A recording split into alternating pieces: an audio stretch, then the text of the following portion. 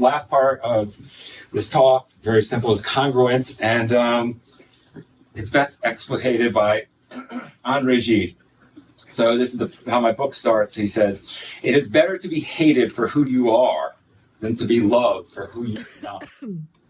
So 3.5 billion people will go to bed hungry tonight. They live on less than $1.90 a day. 6,500 children in Africa will die of diarrhea and one other disease that we can go to Walgreens or CVS and get a Imodium, Like, why do we have this inequality in the world? Why, capitalism was fantastic 250 years ago when Herbert Spencer, not Darwin, famously said, survival of the fittest, right?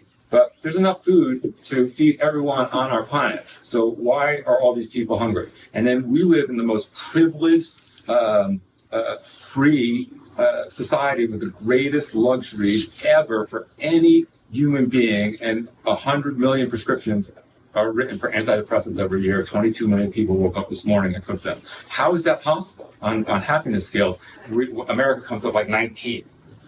So these are the things we have to look at, because it's a privilege to decide who you are. It means you're not working in a coal mine 19 hours a day. You're not working at the Foxconn factory.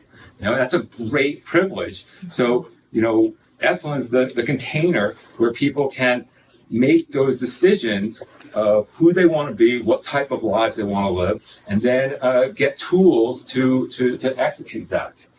So again, my understanding is, if you want to be happy, the only thing that correlates strongly with happiness is the quality of your intimate relationships. And if you want intimate relationships, you have to learn how to be authentic. That breaks down into attachment, attunement, presence, and congruence.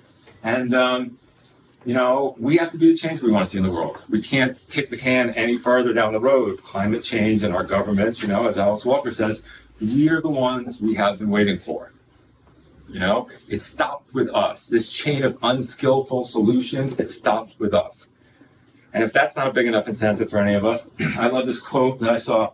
Someone once told me the definition of hell. On your last day on earth, the person you became will meet the person you could have become.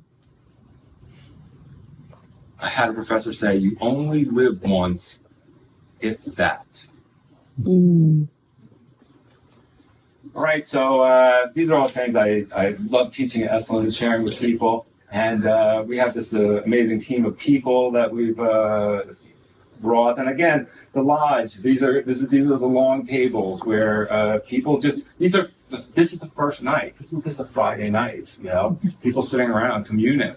And mirror neurons do not fire via text message. This is what we need, right? So how do we bring that off into the world? And I love this photo. Somebody took and sent it to me. I call this Jethro Tull album cover. It looks like an album cover from the 70s, doesn't it?